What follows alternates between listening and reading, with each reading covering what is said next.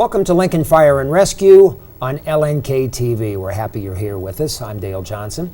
Today, Fire Chief Michael Despain will talk about Lincoln Fire and Rescue, and we want to welcome the Fire Department's new Public Information Officer to the show, Nancy Christ. Nancy, it's good to have you here. Thanks. Good to be here. Congratulations for the public information job. We'll get into what you do, okay? We'll talk about that. And jump in anytime, in whatever the conversation is with the chief, all right? The chief and I have decided that one of the themes, one of the threads that we'll place through this conversation is, what does it mean to citizens? Ultimately, that's the jury out there, or the citizens. So everything from a federal grant for more firefighters and paramedics to the differences between the budget-approved apparatus and then rigs that are paid for with sales tax. And Chief, I know we've talked about this in the past. So the City Council approving the biennial budget, and in it 9 new fire vehicles, and that's great. In a perfect world, we could use more, we meaning the city and Lincoln Fire and Rescue. So the difference between what the council has given and what would be ideal, what does it mean to citizens? Well, let's just say from where we are today, we are still somewhat in crisis mode because we still need about 11 to 12 apparatus yesterday, is the best way to describe it. The new budget that is just been approved and in effect here just a few days ago will allow us to start ordering additional apparatus. So we would say there's light at the end of the tunnel. We're going to go through that process, and it's going to get us a long ways towards a healthier fleet. But the issue one is by the time we order and they show up, will be about a year and add 2 or 3 months to it. So it'll probably be Christmas of next year before you actually see this apparatus available. So the crisis that we have in the health of the fleet will stay in effect for another year. So we're not out of the woods yet. But as opposed to maybe replacing 2 or 3 a year, which would be kind of a system status management, this is a big shot in the arm to get caught up. And so we're going to see this additional 8 to 11, depending on how we order and how many. There's benefits to ordering multiple at once with economies of scale. So we're going to try and order as many as we can, as quickly as we can, so they come in. So what'll happen is in a year or so from now, the risk, instead of being wide, will be much narrower. And then hopefully in the next biennium we pick up just a few more, and then the fleet is healthy. And then that will be much better service. But even with that said, you're still talking at least a year, maybe 2, and a little bit more before we can breathe easy. Where would you use the additional rigs? Or how would you use the additional rigs? Well, right now, all the frontline rigs, not all of them are bad. We have some that we've ordered, at least 5 to 7 over the last few years, are in really good shape, and they're fine, they're doing good, but the rest of them are not, and they're very old or very outdated in terms of being able to repair and maintenance. But this is the easiest way to describe it, is pretty glaring, is we have a number of reserve apparatus which are no longer good for frontline, and they've been in reserve for many years. But the frontline are now so bad we have to take the reserve apparatus and put them back into frontline service to kind of hold the fort for a while. So that kind of illustrates how much crisis it is and what we're worried about. But again, with the purchase of the new apparatus, that's going to take the risk, instead of being very wide, we'll start to narrow it. So the impact to the community, we see it as going to be much better in about a year or 2. We should have measurements to show that, not only in cost savings for repair and maintenance, but how likely is the frontline apparatus going to stay in frontline service? How often when we start it, will it actually start, make it all the way to the call, pump the fire, not break down at 70th and Highway 2 and block traffic for hours? That's the impact back to the taxpayer, we hope. So this is an opportunity to give props to Kendall Warnock and his team, albeit small, 2 mechanics? 2 mechanics, yeah. 2 full-time mechanics are trying to keep that fleet, and there's a lot of outsourcing we have to do because they just can't do it. They're over their head in terms of the amount of work. But where I see it is, in my experience, having done what I would say Kendall's job in other agencies that were even bigger than Lincoln, and some of them smaller, is that we're as lean as I've ever seen any fire department in terms of fire mechanics, and yet they do miracles with duct tape and baling wire. It's amazing what they've been able to do.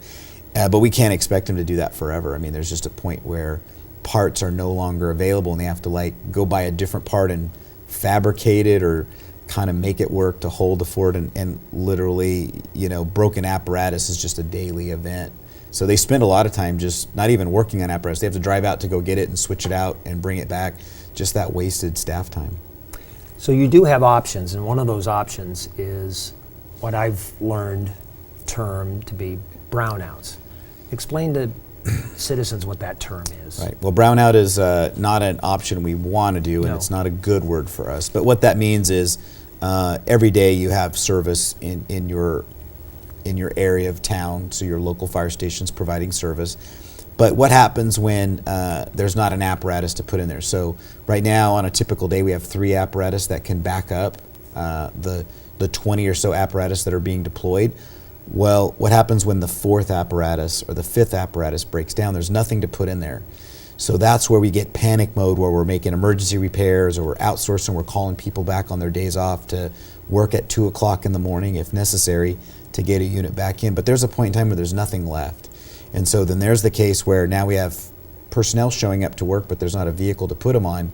It's the same as if you laid those personnel off. The service to that area is going to be diminished. So there could be times where we are working through those emergency contingency plans where an apparatus may not be available for a station, and we would consider that station browned out. So we have to figure out what do we do in the meantime. And so it's not a topic we like talking about. It's a disservice to the community, but it's just a contingency plan we have to be ready for if we can't get apparatus healthy quick enough to be able to avert that. And how close do you come to brownouts? Well, technically we brown out for moments at time, all the time, because when the vehicle's out of service and we're waiting for another vehicle to come in, that station has been browned out.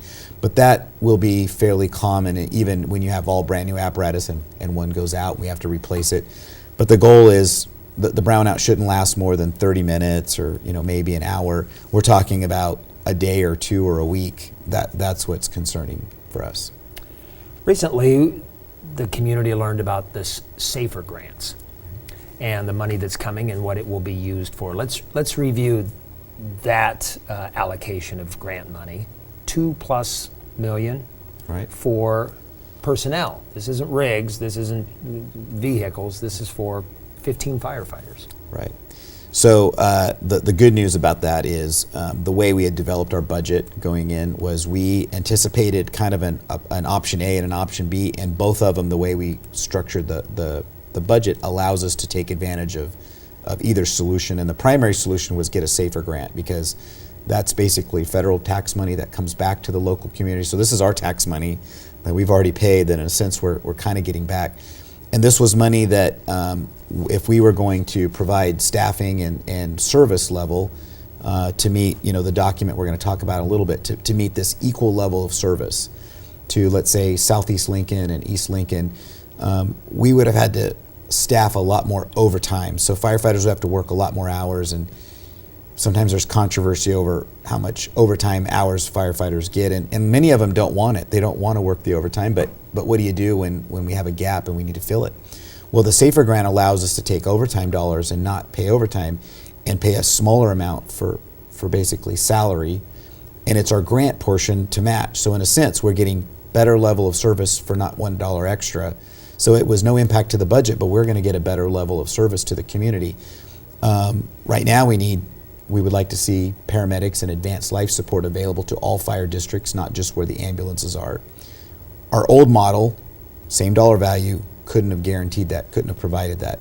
SAFER grant will now allow us that option. So now we'll be able to get advanced life support closer to those members of Lincoln that are underserved at this point, and it's no extra cost to the taxpayer. I want to circle back to something that you said when you joined the mayor in making this announcement, and that is how, if not how, the technique used in obtaining this grant, and how Lincoln managed to make it provable that this was a good allocation of federal grant money to the city.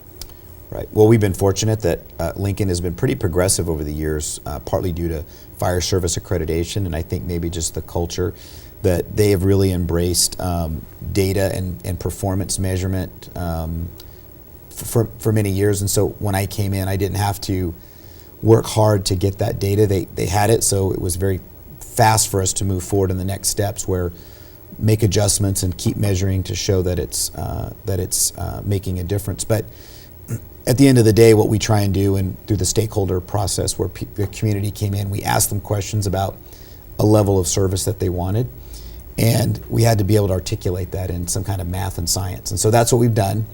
Well, the side benefit of that was that now we have this data we use for grant requests to say we've asked our community the level of service they want. We can mathematically show the level of service they're getting.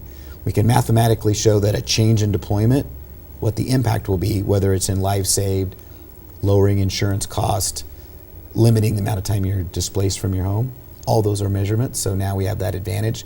The federal government loves that because they want to take Lincoln examples and push it out to other agencies. So they'll throw us the money if we can replicate what we're doing and kind of sell that to other parts of the country. I'd like to be in that grant room where, look what Lincoln's doing. They can prove it. Let's write out the check and give it to Lincoln.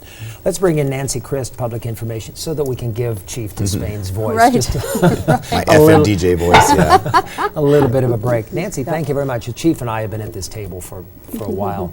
So introduce yourself to the community. You're Public Information Officer, but you're not new to Lincoln Fire and Rescue. No. So I have been with Lincoln Fire and Rescue for 17 years. I've been in the Lincoln EMS system for 19 years.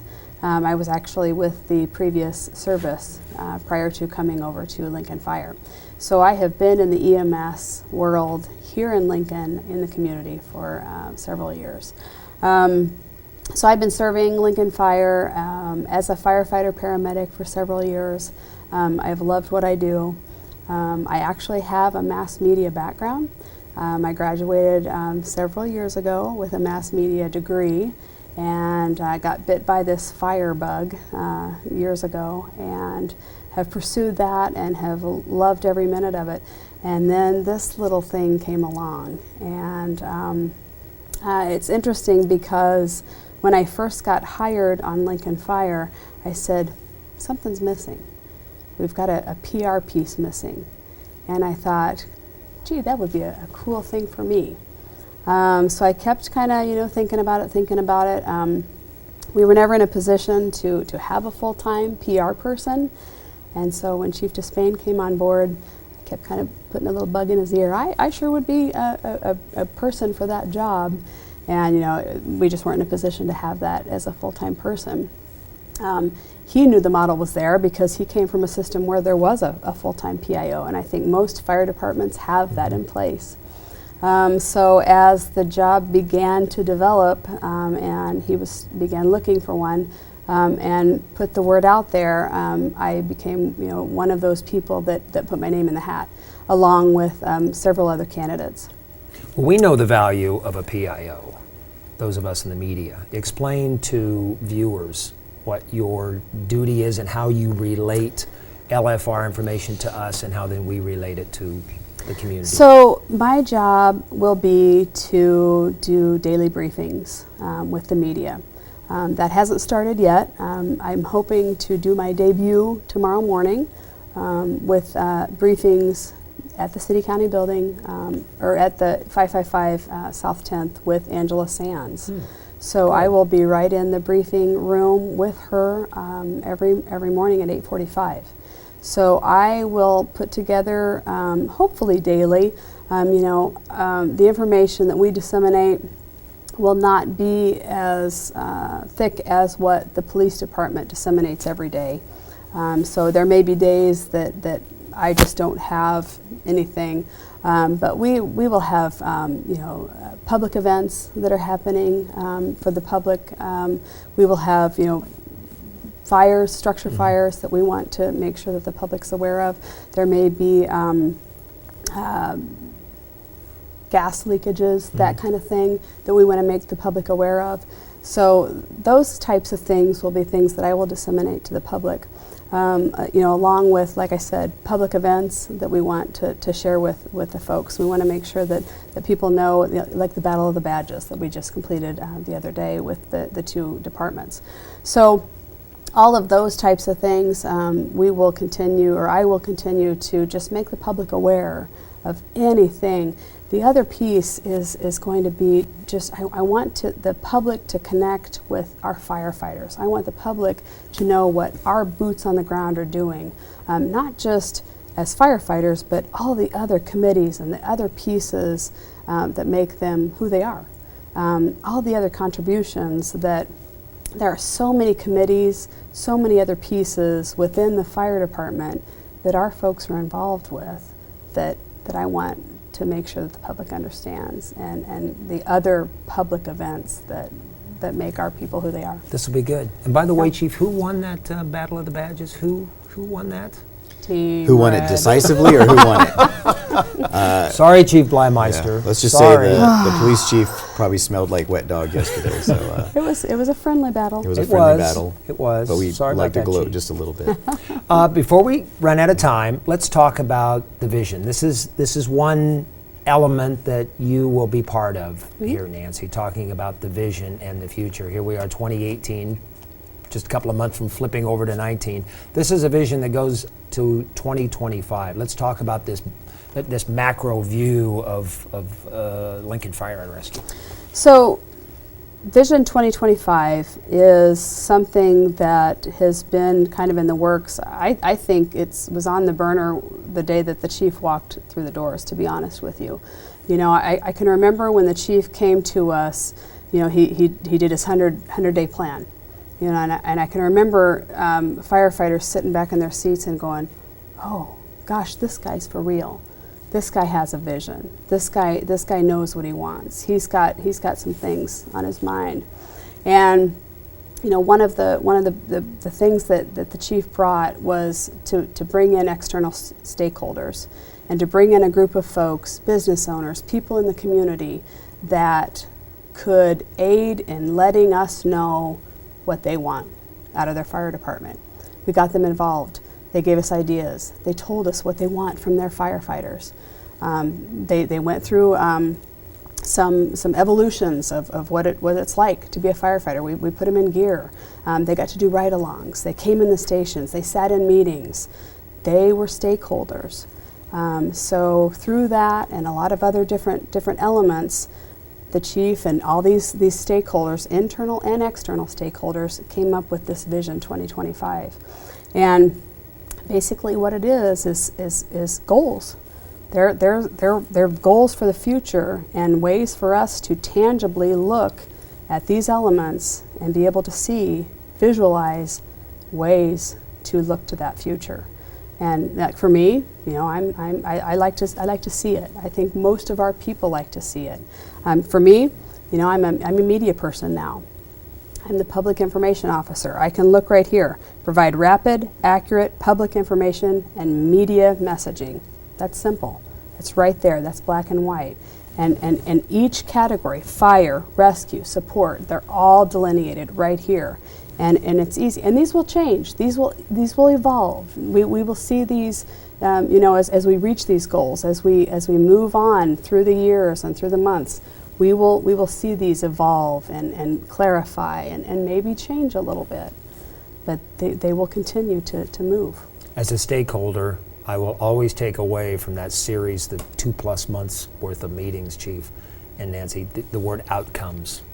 Chief, you really drove that home, that it's all about outcomes. And here is a result of our stakeholders series of meetings, is outcome. Right? Now, not all of those are technically outcomes, but there's outcomes built in there. Some are supporting objectives. So if we do objective A and B and C, then we'll read the outcome. And so when we develop strategic planning, you know, the plan can be kind of thick and no one really wants to read it. You know, it'll help you sleep at night if you need to. So we had to kind of come up with a visual cue so that this is at all the stations, so the crews know if we need to invest in something, make a critical decision, decide where to put a resource. We look at this and say, does it meet this? Because this is what the customer wants. It's not what we want. This is what the customer wants. And so that reflects the business community and the media, and even though the firefighters are part of this, because we're part of the community too, this is really the customer has spoken, and so our job is to keep moving forward towards that. Even when it's not necessarily something we would really like to do, it's part of the job, and that's what we do.